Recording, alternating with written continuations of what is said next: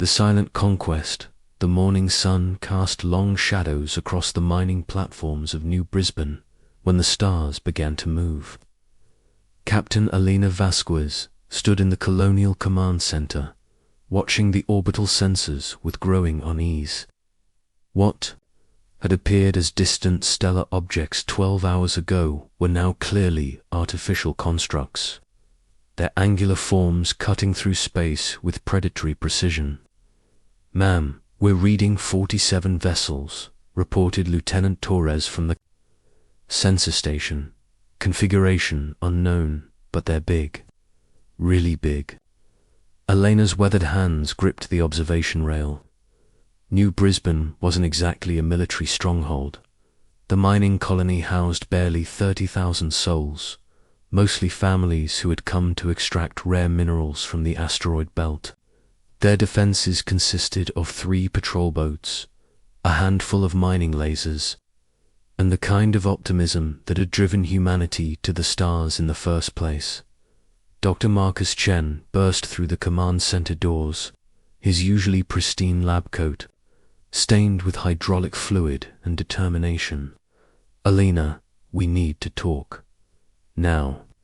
She'd known Marcus for 8 years, ever since he'd arrived with the third wave of colonists. The man was brilliant, possibly the smartest engineer this side of the Centauri system, but he had a habit of getting excited about projects that normal people found incomprehensible. "Marcus, unless you've invented a miracle in your workshop, I don't think I have," he interrupted, pulling up a holographic display from his portable unit. "Remember the quantum resonance project I've been working on? The one everyone said was theoretical nonsense." The display showed a complex network of energy conduits running through the colony's infrastructure, connecting to every major system and extending out to the asteroid mining platforms. Alina had seen similar schematics before, but this was different. The network pulsed with a strange, almost organic rhythm. "You've been building this under our noses." Marcus nodded, sweat beading on his forehead. "For 3 years. Every maintenance cycle, every system upgrade. I've been preparing for this day." "What day?" Before he could answer, the communications array crackled to life. A voice filled the command center, speaking in accented but clear standard English. "Attention, primitive inhabitants of this system. I am Admiral Korith of the Zephyrian Collective. Your world has been selected for integration into our empire. You have 1 rotation of your planet to prepare for surrender. Resistance will result in total annihilation." The transmission ended, leaving the command center in stunned silence. Alina looked around at her staff, seeing her own fear reflected in their faces. The Zephyrians were legendary in this part of the galaxy. 12 systems had fallen to them in the past year alone, their populations either enslaved or eliminated entirely. "Alina," Marcus said quietly, "trust me. Send them a response." She stared at him for a long moment, then nodded to Lieutenant Torres. "Open a channel." The main screen flickered, revealing the bridge of the Zephyrian flagship. Admiral Korith was an imposing figure, standing nearly 8 feet tall, with chitinous armor covering his elongated skull. His 6 arms moved in ritualistic patterns as he spoke, a display of dominance that had intimidated countless species. "I am Captain Alina Vasquez of New Brisbane Colony," she said, her voice steadier than she felt. "We are peaceful miners. We have no military value to your empire." Korith's mandibles clicked in what might have been amusement. "All worlds have value, human. Your species shows promise. You will serve the collective well as laborers once we have eliminated your troublesome independence. And if we refuse, then you will serve as an example to others who might consider resistance." Alina felt Marcus's hand on her shoulder. He leaned close to the microphone. Admiral Korith, my name is Dr. Marcus Chen. I'm curious about your ship's power systems. They're quite impressive. Korith's compound eyes focused on the screen with interest. You wish to discuss technology before your death, human. An admirable final request. Actually, I was wondering if you've ever encountered quantum resonance field manipulation in your conquests. The Zephyrian Admiral paused, his confidence flickering for just a moment. Theoretical impossibility. No species has achieved stable resonance fields. Marcus smiled, and Alina realized she'd never seen that particular expression on his face. Before, it was the smile of a man holding all the cards. Computer, activate Project Harmony. Every light in the command center dimmed for a split second, then blazed brighter than ever. Through the observation windows, Alina could see the same thing happening across the entire colony. The mining platforms, the residential domes, even the patrol boats began to glow with an ethereal blue energy. On the main screen, Admiral Korith stepped backward as alarms began blaring throughout his ship. What is this? What have you done?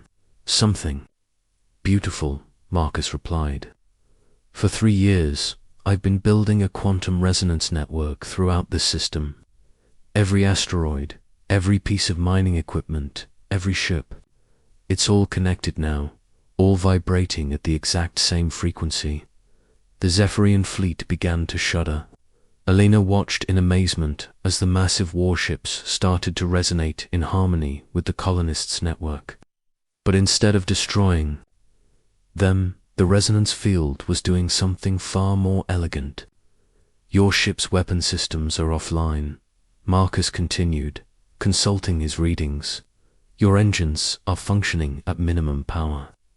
Your life support is stable, but your artificial gravity generators are experiencing some difficulty. I'd recommend your crews find something to hold on to. Korith's bridge tilted wildly as gravity fluctuated. This is impossible. Our technology is centuries ahead of yours. Yes, but you made one crucial mistake, Marcus said, his excitement building. You assumed that advancement always means complexity. Sometimes the most elegant solution is also the simplest. Alina stepped forward. Dr. Chen, what exactly have you done? I've created a resonance field that encompasses this entire solar system. Every piece of matter, from the smallest asteroid to the largest ship, is now vibrating in perfect harmony. When something enters the field, it becomes part of the network. The more complex the system, the more susceptible it is to resonance disruption.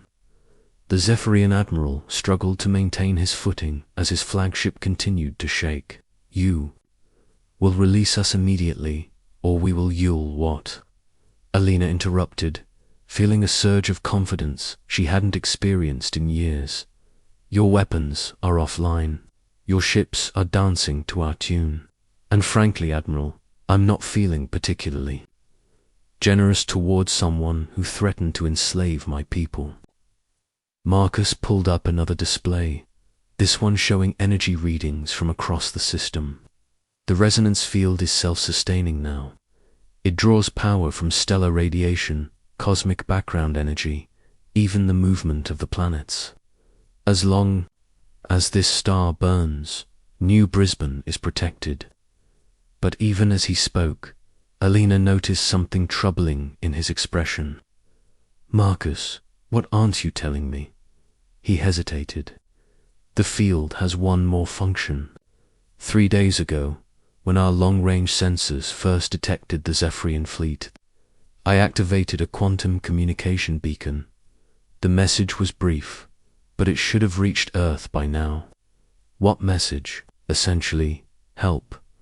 We're about to be invaded by a species that's been conquering everything in sight. If you have any spare battleships, now would be a good time to send them. Alina stared at him. Marcus, Earth's battle fleet is halfway across the galaxy. Even if they received your message, it would take weeks for them to get here, actually. Marcus said, checking his chronometer. If my calculations are correct, they should be arriving right about now. The space above New Brisbane suddenly exploded with light. Reality twisted and warped as multiple hyperspace rifts tore open simultaneously. Alina watched in stunned silence as ship after ship emerged from the tiers in spacetime, their hulls gleaming with the unmistakable blue-white of Earthfleet armor. But it wasn't the number of ships that made the Zephyrians stop their struggling. It was the flagship. The Terra Nova was beautiful in the way that only human engineering could achieve, where alien ships were purely functional or intimidatingly organic. Human vessels somehow managed to be both elegant and deadly. The Terra Nova was a masterpiece of both form and function, its hull stretching nearly 2 kilometers from bow to stern, bristling with weapons that could reduce planets to dust. Admiral Korith, Elena said, unable to keep the satisfaction from her voice, I'd like you to meet some friends of ours. The battleship's answer, Admiral Sarah Thompson, stood on the bridge of the Terra Nova, watching the tactical display with the calm focus that had made her a legend throughout Earthfleet. The Zephyrian vessels hung motionless in space, trapped by Dr. Chen's remarkable resonance field, but she knew better than to underestimate a cornered enemy. Admiral, we're receiving a priority transmission from the colony, reported Lieutenant Jake Morrison from the communications station. Put it through. Captain Vasquez appeared on the main screen, and Sarah was struck by how much the officer had changed since their academy days. Alina had always been tough, but now she carried herself with the confidence of someone who had faced impossible odds and won. Sarah, it's good to see you, Elena said. Though I have to admit, your timing could use some work. We've been entertaining our guests for the past hour. Sarah allowed herself a small smile. My apologies, Elena. We came as soon as we received Dr. Chen's message. I trust the situation is well in hand. For now, Dr. Chen has their fleet locked down with some kind of quantum resonance field. But I suspect they won't stay peaceful forever. Understood. Dr. Chen, this is Admiral Thompson. Your message mentioned that the Zephyrians have been conquering systems throughout this sector. Marcus appeared beside Elena on the screen, still wearing his stained lab coat, but now looking considerably more confident. That's correct, Admiral. 12 systems in the past year. Always the same pattern. Overwhelming force, demands for immediate surrender, total annihilation of anyone who resists. Sarah nodded grimly. We've been tracking their expansion. The Galactic Council has been reluctant to take action. Politics. As usual, Alina said with disgust. While they debate, entire civilizations disappear, which is why Earth's fleet has decided to take a more direct approach. Sarah gestured to Lieutenant Morrison. Open a channel to the Zephyrian flagship. Admiral Korith appeared on screen, his compound eyes blazing with barely contained fury. His bridge was in chaos, with crew members desperately trying to restore their systems while dealing with the ongoing gravitational fluctuations. I am Admiral Sarah Thompson, commanding Earthfleet's 3rd Battle Group. Admiral Korith, I believe you have something that belongs to us. Korith's mandibles clicked rapidly. These humans are in violation of galactic maritime law. This system was claimed by the collective under the right of conquest. The right of conquest applies only to unclaimed systems, Sarah replied calmly. New Brisbane has been an established human colony for 15 years. Your claim is invalid. Invalid. We have 47 warships. Your pathetic mining colony has no actually, Sarah interrupted. Let me clarify something for you. You had 47 warships. Currently, you have 47 very expensive pieces of debris that are entirely at the mercy of Dr. Chen's resonance field. She gestured. Again, and the Terra Nova's weapon systems powered up with an ominous hum that resonated through the ship's hull. Around them, the rest of the human battle group followed suit. The space around New Brisbane suddenly blazed with targeting lasers and the distinctive glow of charged particle cannons. But more importantly, Admiral, you made a critical error in intelligence gathering. New Brisbane isn't just a mining colony. It's also a research station. Dr. Chen has been working on defensive technologies that your scouts apparently failed to detect. Marcus leaned into the transmission. Admiral Korith, I'm curious. In your conquests, have you ever encountered a species that didn't try to match you ship for ship, weapon for weapon? Korith's confusion was evident. All species are predictable. They build bigger ships, more powerful weapons. They always fight the same way. Exactly, Marcus said. But humans don't always fight the way you expect. Sometimes we build resonance fields. Sometimes we send messages asking for backup. And sometimes, ... double quotes, he paused dramatically. Sometimes we've already won before the fighting even starts. Sarah watched the readings from Dr. Chun's network with growing appreciation. The man had essentially turned the entire solar system into a defensive weapon, using the Zephyrians' own technological sophistication against them. It was typically human, unconventional, elegant, and devastatingly effective. Admiral Korith, she continued, I'm going to make this very simple. You have two choices. Choice 1, you withdraw your fleet immediately and never return to human space. Choice 2, we demonstrate why Earth fleet has never lost a major engagement. Korith's rage was palpable. You threatened the mighty collective with your handful of ships. Sarah smiled, and it wasn't a pleasant expression. Handful. Lieutenant Morrison, please show Admiral Korith our full battle group. The tactical display expanded, revealing not just the ships that had emerged from hyperspace, but dozens more that had been running silent at the edge of the system. Battleships, cruisers, destroyers, and support vessels, the largest human military force assembled since the Centauri campaign. 312 vessels, Admiral. Every ship Earth fleet could spare, along with colonial defense forces from 6 systems. The message Dr. Chen sent wasn't just a call for help. It was a declaration of intent. Alina stepped forward on the screen. You see, Admiral, the thing about humans is that we're pack animals. Threaten one of us, and you threaten all of us. What you thought was a simple conquest of a small mining colony has become something much larger. Marcus pulled up another display, this one showing hyperspace activity throughout the sector. Admiral Korith, I'm also detecting 17 more battle groups converging on this position. Earth fleet, colonial defense forces, even some Centauri. Vessels. Word travels fast when someone starts threatening human colonies. Korith stared at the display in disbelief. This is impossible. No species mobilizes this quickly. No species coordinates to this extent. Most species fight alone. Sarah explained. They compete. They squabble over resources.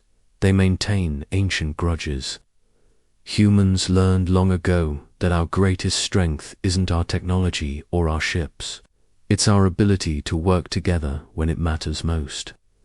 She gestured to Lieutenant Morrison again.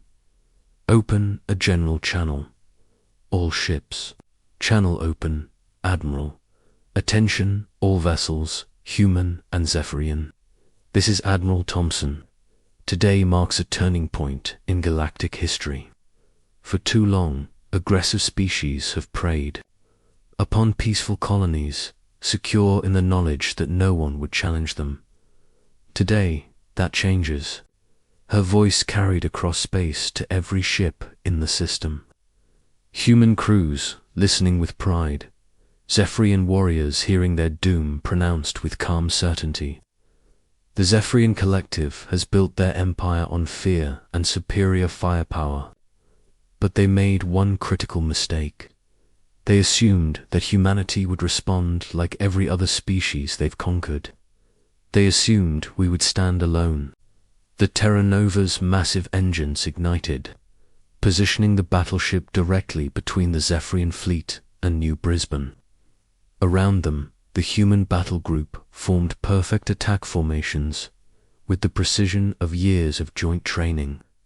Admiral Korath, your empire ends here, not through conquest, not through destruction, but through a simple demonstration of what happens when you threaten humanity.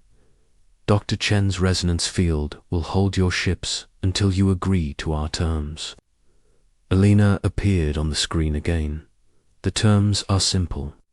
Complete withdrawal from all conquered systems, reparations to displaced populations, and a formal treaty recognizing human space as off-limits to collective expansion.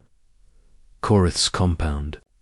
Eyes darted between the displays showing the human fleet and the readings from his own disabled ships. For the first time in his long military career, he was facing total defeat without a single shot being fired. And if we refuse, Sarah's expression remained neutral. Then Dr. Chen deactivates his resonance field, and we settle this the traditional way, except this time, the outcome won't be in doubt. The Zephyrian admiral looked around his chaotic bridge, seeing the fear in his crew's faces for the first time. The collective had never encountered organized resistance on this scale. They had never faced a species that could coordinate hundreds of ships across multiple star systems with such precision. You have 5 minutes to decide, Sarah concluded. Choose wisely. As the transmission ended, Alina turned to Marcus with something approaching awe. How long have you been planning this? Marcus smiled, exhaustion finally beginning to show on his face. The resonance field, 3 years. But sending that message to Earth. Alina, I sent that message 15 years ago, the day I first arrived at New Brisbane. What? I told Earth Fleet that if they ever needed a strategic position in this sector, New Brisbane would be perfect. Remote enough to avoid casual detection. Resource-rich enough to support a major fleet, and positioned along the most likely invasion route from Zephyrian space. Alina stared at him. You've been preparing for this invasion for 15 years. Not preparing for it, Marcus corrected. Preparing to end it. The Zephyrian collective conquers through intimidation and superior firepower, but they've never faced an enemy that could neutralize their advantages while simultaneously demonstrating overwhelming force. Admiral Thompson's voice crackled through the communication system. New Brisbane, this is Terra Nova. Admiral Korath has agreed to our terms. The Zephyrian fleet will withdraw immediately and begin reparations negotiations within the week. Alina felt a weight lift from her shoulders that she hadn't realized she'd been carrying, and the other conquered systems, free within the month. It seems the collective has decided that discretion is the better part of valor.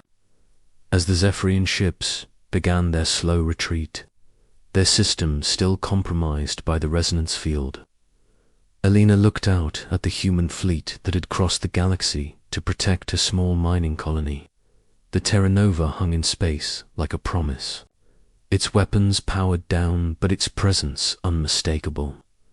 Marcus, she said finally, Remind me never to underestimate human ingenuity again." He laughed, the sound echoing through the command center. "Alina, human ingenuity isn't about building better weapons or faster ships. It's about building better connections. The resonance field doesn't just connect our technology. It connects us outside." The stars that had seemed to move that morning were still again. But something fundamental had changed in the galaxy. The age of unopposed conquest was over. Humanity had taken its place among the stars, not through superior firepower, but through superior cooperation, and across 100 worlds, other species took notice.